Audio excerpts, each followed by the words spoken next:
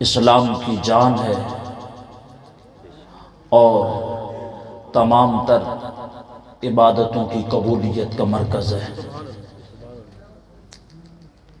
یہ عقیدہ ختم نبوت انسان کے لیے پانی اور ہوا سے بھی زیادہ ضروری ہے۔ اس بات کا اندازہ اس مختصر سی بات سے آپ لگا لیں کہ حضور علیہ السلام کے ظاہری زمانہ مبارکہ میں جتنے بھی غزوات ہوئے، ان تمام غزوات کے شہداء کی تعداد کو اکٹھا کر دیا جائے تو وہ 259 بنتی ہے، تمام غزوات کو۔ اور حضور علیہ السلام کی عزت و ناموس اور عقیدہ تحفظ ختم نبوت کے دفاع میں فقط جنگ یمامہ جو مسیلمہ کذاب لعین کے خلاف لڑی گئی، اس میں شہید ہونے والے صحابہ کرام کی تعداد تقریباً 1400 بنتی ہے۔ ایک طرف 259 ہیں، ایک طرف 1400 ہے، اور ان میں 800 ایسے حفاظ اور قاری ہیں کہ جن کا شہادت کا مقام و مرتبہ پا جانے کے بعد پھر فیصلہ ہوا کہ اگر اسی طرح گاہے بگاہے ان لعینوں کو واصل جہنم کرنے کے لیے حفاظ اپنی قربانیاں پیش کرتے رہے تو خدشہ ہے کہیں قرآن مجید جیسا تحفہ جو صحابہ کے مقدس سینوں میں ہے ختم نہ ہو جائے، اس لیے پھر قرآن کو کتابی شکل میں جمع کیا گیا۔ عقیدہ ختم نبوت ہے کیا؟ اور مرزا لعین قادیانی کا رد تو آج اس قدر زیادہ ہے عوام الناس کے اندر، اس قدر اس پہ زور دیا۔ سن 53 کی تاریخ ابتداءً اس تاریخ کے بانی جناب سیدنا صدیق اکبر رضی اللہ تعالیٰ عنہ ہے، اور پاکستان کے اندر 1953 پھر 1974 کی جو ختم نبوت کی تاریخیں ہیں، ان تاریخوں کے اندر شہداء کی تعداد بھی ہزاروں میں ہے۔ تو پھر سوچنا پڑے گا کہ یہ عقیدہ کتنا اہم ترین عقیدہ ہے کہ جس کے لیے اتنے عظیم نفوس قدسیہ نے اپنے اپنے ادوار مبارکہ میں اپنی جانوں کا نذرانہ پیش کر کے بتا دیا سب کچھ ہو سکتا ہے، رسول اللہ کے بعد کسی کو نبی تسلیم نہیں کیا جا سکتا۔ تو وہ عقیدہ ختم نبوت یہ ہے کہ میرے کریم آقا علیہ السلام رب کے آخری نبی ہیں، ان کے بعد قیامت تک کوئی نیا نبی نہیں آ سکتا، قیامت تک، نہ ذلی نہ بروزی نہ تشریحی، کسی بھی اعتبار سے قیامت کی صبح تک کوئی نیا نبی نہیں آ سکتا۔ قرآن و حدیث کی روشنی میں حضرت عیسیٰ علیہ نبینا علیہ السلام تشریف لائیں گے تو اپنا کلمہ پڑھانے کے لیے نہیں، اپنی امت بڑھانے کے لیے نہیں، تشریف لائیں گے مصطفیٰ کا امتی بن کے حضور علیہ السلام کے دین کی تبلیغ فرمانے کے لیے، کہ سرکار آخری نبی ہیں، ان کے بعد قیامت تک کوئی نیا نبی نہیں آ سکتا۔ صحیح بخاری شریف کے اندر حدیث پاک موجود ہے، جو اے مبارکہ پڑھی اس کا سہارا لیتا ہوں۔ رب فرماتا ما کان محمد ابا احد من رجالکم، کہ محمد عربی صلی اللہ علیہ وسلم تم مردوں میں سے کسی بالغ مرد کے باپ نہیں ہیں، ولیکن رسول اللہ و خاتم النبیین، لیکن یہ اللہ کے رسول ہیں اور سلسلہ نبوت کو ختم فرمانے والے ہیں۔ شان نزول کیا ہے؟ میرے پاک محبوب علیہ السلام کے غلام ہیں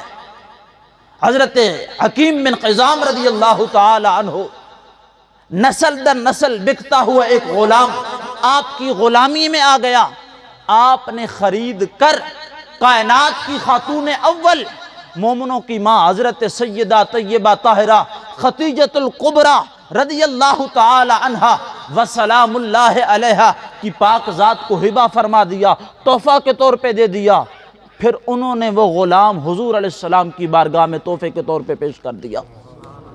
نام ہے حضرت زید بن حارثہ رضی اللہ تعالیٰ عنہ۔ حضور علیہ السلام کی معیت میں آ گئے، حضور علیہ السلام کی صحبت میں آ گئے۔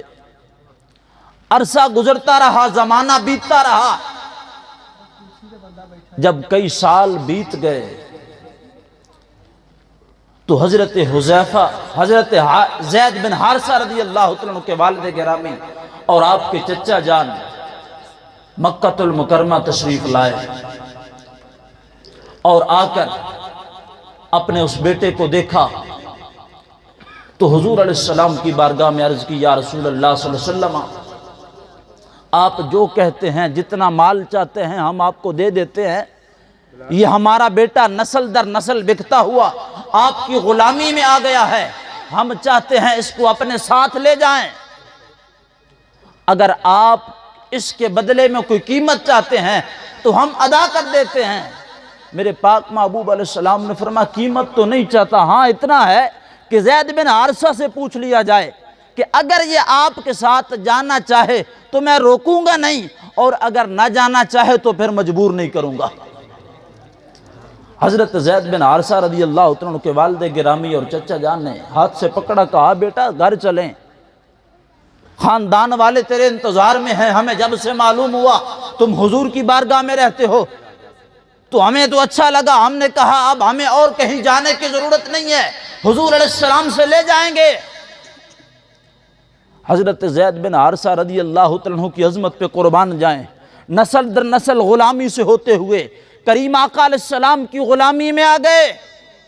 تو جواب دیا، ابا جان کچھ اور کہتے ہیں تو کر سکتا ہوں، کوئی اور بات کہتے ہیں تو مان سکتا ہوں، حضور کی سنگت نہیں چھوڑ سکتا،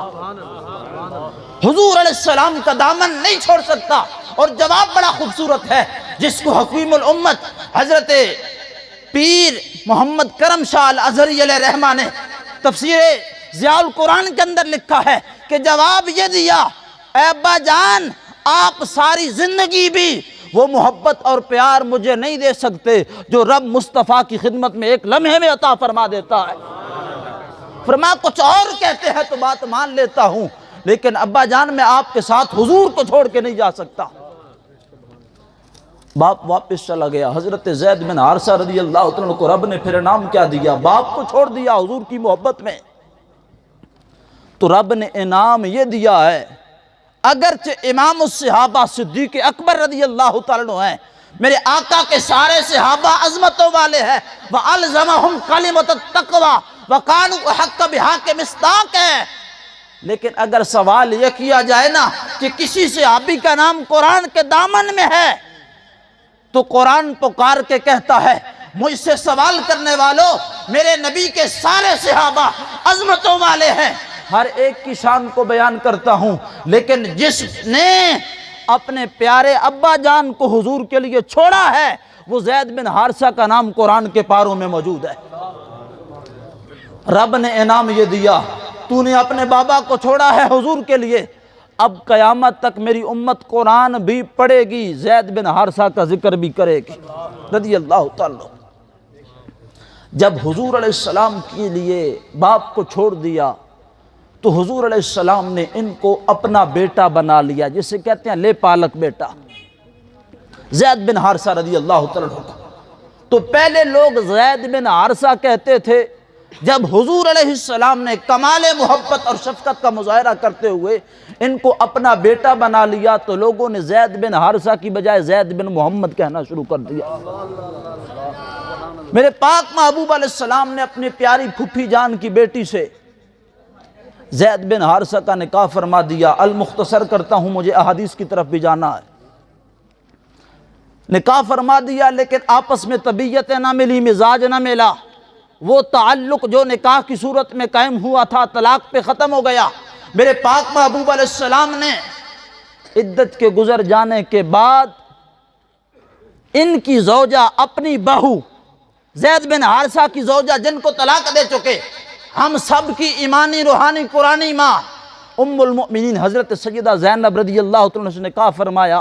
مشرکین مکہ نے باتیں کرنا شروع کر دی کہ یہ کیسے ہو سکتا ہے، کہ اپنی بہو کو اپنے نکاح میں لے لیا، اپنے بیٹے کی طلاق یافتہ عورت سے نکاح فرما لیا، تو جب حضور علیہ السلام کے متعلق منافقین نے، مشرکین مکہ نے بات کی، تو اللہ رب العزت نے قرآن کا نزول فرمایا، ما کان محمد ابا احد من رجالکم،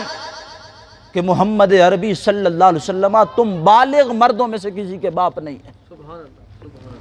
روایات میں آتا ہے، ایک روایت میں 4 بیٹوں کا قول ہے، ایک میں 3 کا ہے، ایک میں 2 کا ہے، کنز الاموال میں 5 کا قول بھی ہے کہ نبی علیہ السلام کو رب نے بیٹے عطا فرمائے، لیکن ہر ایک بیٹا جو رب نے دیا اس کو بچپن میں بلا لیا۔ رب کائنات خود سب سے پہلے حضور علیہ السلام کی ختم نبوت کا پہرے دار ہے۔ دیکھیں کہ رب نے اہتمام کیسا فرمایا۔ سرکار کا حقیقی بھائی بھی کوئی نہیں، سرکار کی حقیقی بہن بھی کوئی نہیں، بہن بھائی برابری کا دعویٰ کرتے ہیں۔ رب نے پاک محبوب علیہ السلام کو اپنی والدہ ماجدہ طیبہ طاہرہ آمنہ پاک کے شکم اطہر میں آنے کے بعد آپ کے والد گرامی کو پاس بلا لیا، اور ولادت کے بعد چھوٹی سی عمر میں اماں جان کو بھی پاس بلا لیا، چونکہ ماں باپ کہتے ہیں بیٹا ہم نے تجھے پالا ہے۔ رب یہ چاہتا ہے میرے محبوب کو کوئی یہ تانا بھی نہ دے کہ ہم نے تجھے پالا ہے، باپ پہلے بلا لیا، ماں چھوٹی سی عمر میں پھر بلا لی، حقیقی بہن بھائی دیا کوئی نہیں، کیونکہ بہن بھائی برابری کا دعویٰ کرتے ہیں کہ جس باپ کے آپ بیٹے میں بھی اسی کا، جس ماں کا دودھ آپ نے پیا میں نے بھی اسی کا پیا۔ رب کو گوارا نہیں محبوب میرا ہو، ساتھ میلاد مصطفیٰ بھی ہے اس لیے بات کر رہا ہوں، فرما محبوب میرا ہو اور کوئی بات کرے برابری کی، رب کو یہ بات گوارا نہیں، اس لیے رب نے ماں باپ بھی پہلے بلا لیا، بہن بھائی دیا ہی کوئی نہیں۔ ایک بات، اور دوسری بات یہ فرما دیا کہ تم بالغ مردوں میں سے کسی کے باپ نہیں۔ صحیح بخاری شریف میں حدیث پاک ہے، جناب حضرت اسماعیل ابن ابی اوفا سے سوال کرتے ہیں کہ کیا آپ نے، بخاری پڑھانے والے استاد یہاں موجود ہے، سوال کر لیا کہ کیا آپ نے رسول کریم صلی اللہ علیہ وسلم کے پیارے بیٹے جناب سیدنا ابراہیم کو دیکھا ہے؟ تو جواب دیا ہاں میں نے دیکھا ہے، وہ بچپن میں وصال فرما گئے، اگر مصطفیٰ کے بعد کسی اور کا نبی بننا مقدر میں ہوتا تو رب کائنات ان کو زندگی عطا فرماتا، مصطفیٰ کے بعد حضرت ابراہیم اللہ کے نبی بن جاتے۔ صحیح بخاری میں موجود ہے۔ اور حضور علیہ السلام نے خود جو ختم نبوت کا معنی بیان فرمایا، لوگ کہتے ہیں یہ خاتم اور خاتم کی انگوٹھی بھی ہو سکتا ہے، مہر بھی ہو سکتا ہے۔ عقل کے اندھو مہر بھی تو اس لیے ہوتی ہے کہ جب لگا دی جائے جو چیز اندر ہے باہر نہیں آ سکتی، جو باہر ہے وہ اندر نہیں جا سکتی۔ قصر نبوت کا محل رب نے مصطفیٰ کو بھیج کے مکمل فرما دیا، جو پہلے ہے وہ پہلے ہے، مصطفیٰ کے بعد قیامت تک کوئی نبی آ سکتا ہی نہیں۔ حضور علیہ السلام نے فرمایا میری مثال اور مجھ سے پہلے آنے والے انبیاء کے مثال ایک قصر نبوت کے محل کی طرح ہے، جس کو بنانے والے رب نے بڑا حسین و جمیل بنایا ہے۔ لوگ آ کے دیکھتے ہیں، تعریف کرتے ہیں بڑا اچھا ہے، بڑا خوبصورت ہے، بڑا باکمال بنایا گیا ہے، لیکن جب پورا گھوم کے دیکھ لیتے ہیں تو آخر میں کہتے ہیں ایک اینٹ کی جگہ باقی ہے، اگر یہ لگا دی جاتی محل بڑا حسین ہو جاتا، اس کے حسن میں 4 چاند لگ جاتے۔ میرے پاک محبوب علیہ السلام فرماتے ہیں میرے غلاموں، نبوت کی جتنی بھی اینٹیں تھی، حضرت آدم علیہ السلام کی نبوت کی بات ہو ان کی اینٹ لگ چکی، حضرت نوح علیہ السلام کی نبوت کی بات ہو ان کی اینٹ لگ چکی، حضرت صالح علیہ السلام کی نبوت کی بات ہو ہر ایک کی اینٹیں لگ چکی، جناب موسیٰ علیہ السلام کی، جناب ہارون علیہ السلام کی، جناب عیسیٰ علیہ السلام کی، اس قصر نبوت کے محل کی سب سے آخری اینٹ میں ہوں۔ رب نے آخری نبی بنا کے بھیجا ہے، اب میرے بعد نہ کوئی رسول آ سکتا ہے نہ کوئی نبی آ سکتا۔ اور غزوہ تبوک کے موقع پر یہ بات بھی صحیح بخاری شریف میں موجود ہے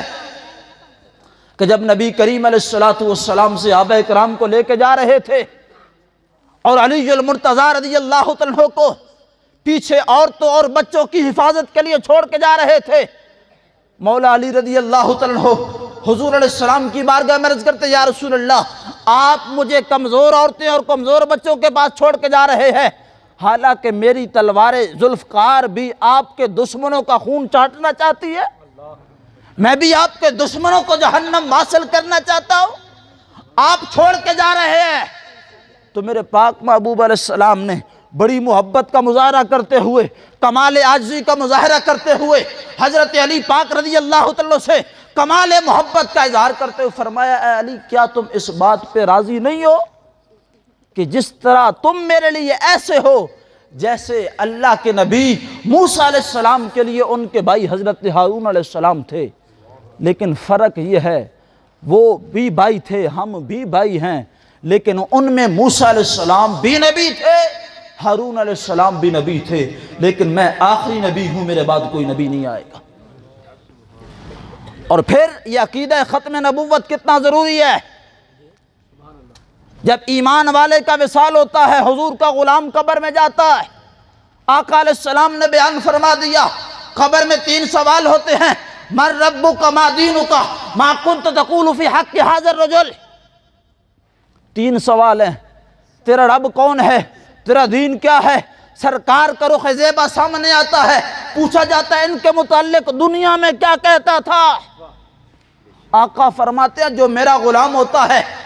وہ جواب یہ دے گا ربی اللہ دینی الاسلام محمد النبی و خاتم النبیین، فرمایا ایمان والا جواب یہ دیتا ہے میرا رب اللہ ہے، دین میرا اسلام ہے، یہ میرے نبی محمد مصطفیٰ ہے جن کو رب نے آخری نبی بنا کے بھیجا ہے۔ یہ عقیدہ ختم نبوت تو قبر میں بھی کام آتا ہے۔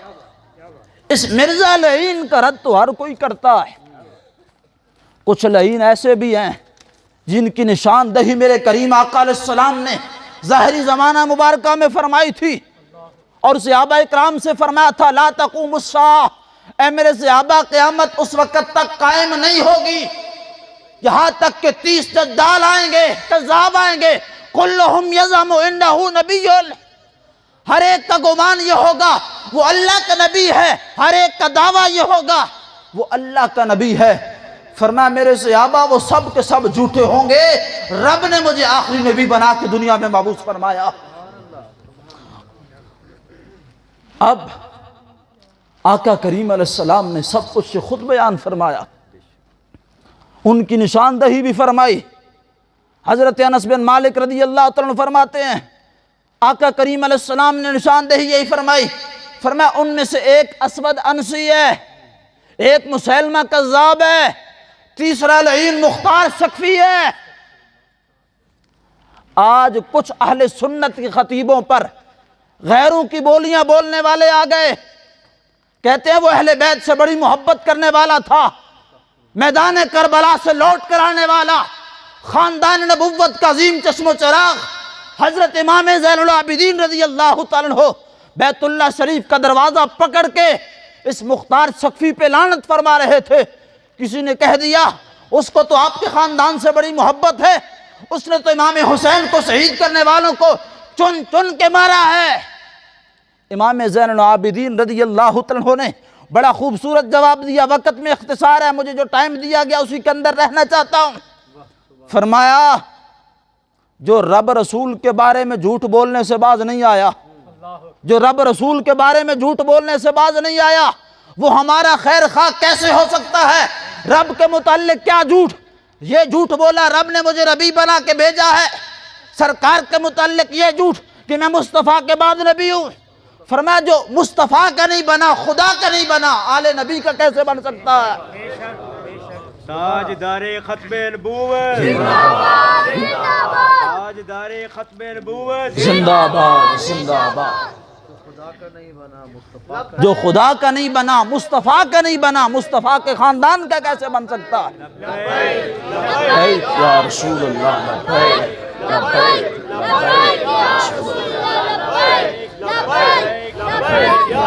تاجدار ختم نبوت زندہ باد زندہ باد تاجدار ختم نبوت زندہ باد زندہ باد گستاخ نبی کی ایک सजा, शर्तन शुदा, गुस्ताख नबी की एक सजा, शर्तन शुदा, गुस्ताख कुरान की एक सजा। हम अपने प्यारे नबी के दीवाने, हम अपने नबी के दीवाने, सब सहाबिये नबी जन्नती जन्नती। सलाम करो ज़हरा के आस्ताने को, जिन्होंने हसनैन दिए जमाने को। अहबाब ज़ी वक़ार, दूसरा मुसलमा कज़्ज़ाब है। ये हुज़ूर अलैहिस्सलाम के ज़ाहिरी ज़माना मुबारका में हुज़ूर अलैहिस्सलाम के पास आया और शर्त ये रखी, या रसूलल्लाह मैं कलमा पढ़ता हूँ, सही बुखारी के अंदर मौजूद है, मैं कलमा पढ़ता हूँ शर्त पे कि आपके इस दुनिया से रेलत फरमाने के बाद आपकी मसनद पे मैं बैठूँगा, खलीफा मैं बनूँगा। मेरे पाक महबूब अलैहिस्सलाम के मुबारक हाथों में उस वक़्त एक छड़ी थी। फरमाया अगर तू मुझसे इसका सवाल भी करे तो मैं तुम्हें ये भी नहीं अता करूँगा। ये मुसलमा कज़्ज़ाब। और तीसरा असवद अनसी। अब थोड़ी सी इस हवाला से 2-3 बातें कर देता हूँ, चूँकि वक़्त तकरीबन हो चुका है। सिर्फ 1-2 बातें इस हवाला से कर देता हूँ कि जब भी किसी नक़ब लगाने वाले लईन ने कसरे नबुव्वत के बाब में लक़ब लगाने की कोशिश की है, ख़त्म नबुव्वत के सिपाहियों ने उसको जहन्नम वासिल करके छोड़ा है। असवद अनसी, ये यमन का रहने वाला, मुसलमा कज़्ज़ाब यमामा का रहने वाला, असवद इसका नाम है। और इसको असवद इसलिए कहा जाता है, मशहूर इतना हो गया कि इसने एक स्याह रंग का गधा रखा हुआ था और ये स्याह चादर पहनता था, खुद हर वक्त बुकल बना के रखता था। और इसने उस गधे को मार मार के सिखाया हुआ था जो इसको सजदा करता था, और लोगों को कहता था ये देखो ये मुझे नबी बांध के सजदा करता है, माअज़ल्लाह। हालांकि सरकार की शरीयत में हुजूर को भी सजदा जायज़ नहीं है। मेरे पाक महबूब अलैहिस्सलाम के सहाबा ने एक मरतबा फरते मोहब्बत में आकर, सही बुखारी में मौजूद है, हुजूर अलैहिस्सलाम की बारगाह में अर्ज़ कर दी थी, या रसूलल्लाह सल्लल्लाहु अलैहि वसल्लम दिल चाहता है आपको सजदा कर लें, आपके नामात इतने हैं, आपके एहसानात इतने हैं। इसलिए तो सय्यदी आला हज़रत ने फरमाया था ना, सजदे को दिल है बेकरार, रोकिए आए रोकीजिए, ये तो इम्तिहान है। सहाबा ने इजाज़त तो मांग ली थी, लेकिन सरकार दो आलम सल्लल्लाहु अलैहि वसल्लम ने फरमा दिया अगर मेरी शरीयत में सजदा जायज़ होता तो मैं बीवी को हुक्म देता कि वो शौहर को सजदा करे। तो ये सजदा करवाता था गधे से और लोगों को कहता था जिस तरह ये गधा है तुम भी गधे बनो। इसने मेरे पाक महबूब अलैहिस्सलाम के गुलाम अब्दुल्ला बिन सौब रज़ी अल्लाह तआला अन्हु, जिनको अबू मुस्लिम खौलानी रज़ी अल्लाह तआला अन्हु के नाम से याद किया जाता है, उनको पकड़ लिया, कहा मुझे नबी मानता है। अब्दुल्ला बिन सौब फरमाने लगे मैं सरकार को आखिरी नबी मान चुका हूँ, अब जान तो दे सकता हूँ, सरकार का दामन नहीं छोड़ सकता। कहा अगर नहीं छोड़ना तो फिर मरने के लिए तैयार हो जा, हम तेल जलाते हैं, जब तेल खोलने लगेगा तुझे उसमें डाल देंगे। हुजूर का गुलाम हो, ख़त्म नबुव्वत का सिपाही हो और मुस्तफ़ा के नाम पे जान देने से डर जाए, ये मुमकिन नहीं है। कहा जो तू कर सकता है कर। तेल जलाया गया, भड़काया गया, हज़रत अबू मुस्लिम खौलानी रज़ी अल्लाह तआला को उसमें डाल दिया गया। खुदा की कसम मुस्तफ़ा के इस गुलाम का वो जलता हुआ तेल एक बाल भी भीगा न कर सका। नाराए तकबीर, नाराए रिसालत, नाराए तहकीक, नाराए हैदरी, नाराए गौसिया, इमाम अहले सुन्नत। फरमाया गया, उसको मशवरा दिया गया कि अब अगर ये यहाँ रहे तो फिर काम ख़राब हो जाएगा, लोगों को इल्म हो जाएगा, जो अपने हैं वो बेगाने हो जाएंगे, तो जो छोड़ जाएंगे, इनको जला वतन करें। तो फिर अज़ल से ही यही तरीक़ रहा है, जिसको दुनिया निकाल देती है वो आका के शहर में चला जाता है, फिर उसको मदीना में पनाह मिलती है। ये वहाँ से निकले मदीना चले गए, मस्जिद नबवी में नमाज अदा कर रहे थे, फ़ारूक आज़म रज़ी अल्लाह तआला अन्हु तशरीफ़ ले आए। ज़माना था जनाब सिद्दीक़ अकबर रज़ी अल्लाह तआला अन्हु के ज़माना खिलाफत का। आपको नमाज पढ़ते देखा तो जब नमाज से फारिग हुए फ़ारूक आज़म रज़ी अल्लाह तआला ने सवाल किया, ए आने वाले अजनबी लगता है कहीं परदेश से आया है। कहा हाँ मैं अजनबी हूँ, परदेश से आया हूँ, मैं यमन से आया हूँ, جب یمن کا نام سنا تو حضرت فاروق اعظم فرمانے لگے وہاں پہ ہمارا ایک محبت والا رہتا ہے، ہمارا ایک عاشق رہتا ہے، ہمارے آقا کا ایک غلام رہتا ہے جس کا نام عبداللہ بن صوب ہے، ابو مسلم خولانی اسے کہتے ہیں۔ آپ مسکرا پڑے۔ حضرت عمر نے اٹھ کے سینے سے لگایا اور پیشانی کو چوما، کہا اے حضور کے غلام میں نے پہچان لیا ہے، ابو مسلم خولانی تم ہی ہو۔ پھر ان کو بٹھایا درمیان میں، ایک طرف صدیق اکبر پاک بیٹھے، ایک طرف عمر پاک بیٹھے۔ تو یہ بتانا چاہتا ہوں جو مصطفیٰ کی عزت پہ پہرا دیتا ہے اس کی عزت کریم آقا علیہ السلام کے شیخین کریمین کرتے ہیں۔ ایک طرف ابو بکر ہیں، دوسری طرف عمر ہیں، اور صحابہ اکرام کا مجمع ہے، اور صحابہ اکرام ان کی شانہ بیان کر رہے ہیں جو حضور کی عزت پہ قربان ہونے کے لیے تیار ہو کے چل پڑے۔ کہا اے ہمارے جانثارو، یہ وہ حضور کا غلام ہے جس کو آگ میں پھینکا گیا ختم نبوت کی پیدائش میں، اور ان کو آگ نے ویسے ہی نہیں جلایا جس طرح اللہ کے پیارے نبی ابراہیم خلیل اللہ کو آگ نے نہیں جلایا تھا۔ ایک طرف پھر مسیلمہ کذاب ہے، دعوی نبوت کیا،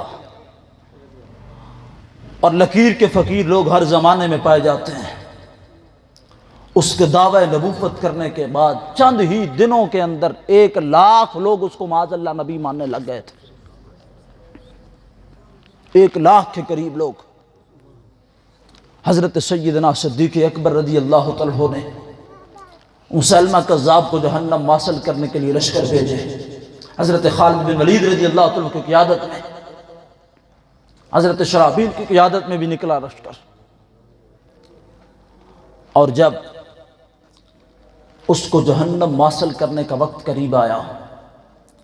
تو بچپن سے جب سے میرے پاک محبوب علیہ السلام کے پیارے چچا حضرت امیر حمزہ رضی اللہ تعالی عنہ کو شہید کیا تھا، حضرت وحشی بن حرب رضی اللہ تعالیٰ عنہ جن کو میرے پاک محبوب علیہ السلام نے فرمایا تھا اے وحشی آپ میرے سامنے نہ آیا کریں، پیچھے بیٹھا کریں، آپ سامنے آتے ہیں تو مجھے چچا امیر حمزہ کی یاد آ جاتی ہے۔ حضرت وحشی بن حرب نے اس لعین کو واصل جہنم کیا، اور پھر آپ کہا کرتے تھے میں وہ بدقسمت ہوں جس نے خیر الناس میں سے ایک بندے کو شہید کر دیا، اور میں وہ خوش قسمت ہوں جس نے شر الناس میں سے ایک بندے کو جہنم واصل کر دیا۔ جنگ یمامہ سے لے کر ممتاز حسین قادری تک، اور ممتاز حسین قادری سے لے کر امیر المجاہدین علامہ خادم حسین رضوی تک پوری تاریخ اٹھا کے دیکھ لو، جس بندے نے محمد عربی سے وفا کی ہے دنیا نے اس بندے کے قدموں کو چوما ہے۔ تاجدار ختم نبوت زندہ باد، تاجدار ختم نبوت زندہ باد، زندہ باد، تاجدار ختم نبوت زندہ باد، ہم اپنے نبی کے دیوانے، ہم اپنے نبی کے دیوانے، سب صحابی نبی جنتی جنتی امام اہل سنت زندہ باد۔ احباب ذی وقار گفتگو ختم کرتا ہوں، 2 سے 3 باتیں 2 سے 3 منٹ میں کر دیتا ہوں۔ ایک بات تو یہ کہ اہل سنت پہ احسان عظیم ہے حضور کنز العلماء کی ذات مبارکہ، بہت بڑا احسان ہے۔ خدا کی قسم اہل سنت کے اندر یہ طریقہ ہے، رب اس کو بدل دے تو بہت اچھا ہے کہ ہم بندوں کی قدر کرتے ہیں ان کے جانے کے بعد۔ یہ اہل سنت میں طریقہ ہے، شاہ احمد رانی صدیقی علیہ رحمہ کی ذات مبارکہ ہو، مولانا عبدالستار خان نیازی علیہ رحمہ کی ذات مبارکہ ہو، یا امیر المجاہدین علامہ خادم حسین رضوی کی ذات مبارکہ ہو، بہت بڑا اللہ کا احسان عظیم ہے جس کے ایک قدم عظیمت نے اہل سنت میں چھپے روافظ اور روافظ کے اعلیٰ کار اور ظہورات کار میں نقاب کر دیے، جو نہ دن دیکھتے ہیں نہ رات دیکھتے ہیں، نہ صبح دیکھتے ہیں نہ شام دیکھتے ہیں، نہ طبیعت کی علالت نہ جسم اور وجود پہ بیماریوں کا انبار دیکھتے ہیں، جب دیکھتے ہیں جب بیٹھتے ہیں جب سوچتے ہیں اہل سنت کی فکر سوچتے ہیں، اہل سنت کو جگانے کے لیے، اہل سنت کے عقائد کے تحفظ کے لیے ہم وقت سوچتے ہیں۔ جنہوں نے ان کو رل مل کے گرانا چاہا، آہستہ آہستہ سب ڈھیر ہو گئے، اللہ نے اس مرد کلندر کو امام احمد رضا کا دامن تھامنے کی وجہ سے دوبارہ عزت سے نواز دیا۔ تاجدار ختم نبوت زندہ باد، زندہ باد۔ احباب وقت مختصر ہے، نعروں سے اجتناب کریں۔ اس مرد کلندر نے آپ کو 19 فروری بروز اتوار مینار پاکستان لاہور میں طلب کیا ہے، عظیم الشان آل سنی کانفرنس کے اندر۔ کون کون ارادہ کرتا ہے، نیت کرتا ہے کہ زندگی رہی، سانسوں نے سانس دیا تو انشاءاللہ اس کانفرنس میں ضرور شرکت کرے گا؟ ذرا ہاتھوں کو اٹھائیں جو ارادہ کرتا ہے۔ ارادہ آپ نے کرنا ہے، توفیق مالک نے خود عطا کر دینی ہے۔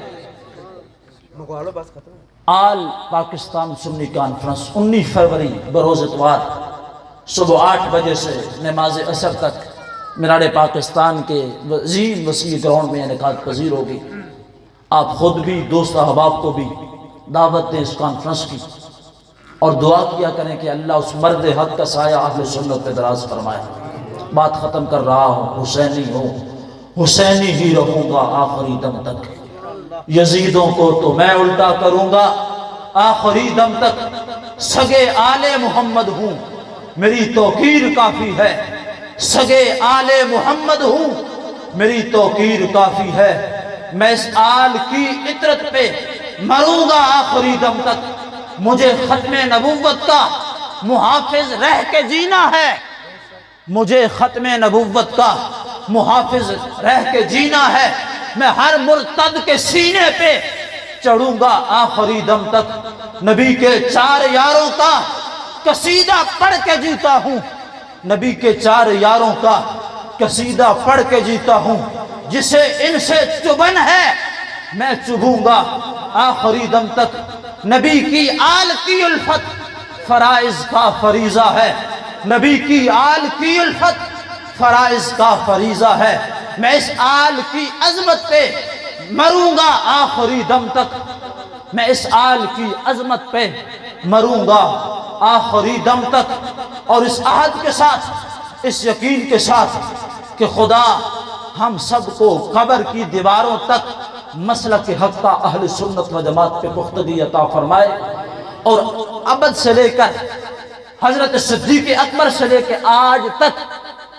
جتنے بھی حضور علیہ السلام کی عزت کے محافظ، ختم نبوت کے محافظ،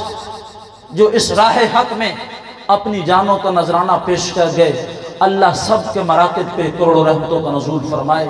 آمین، وما توفیق الا باللہ۔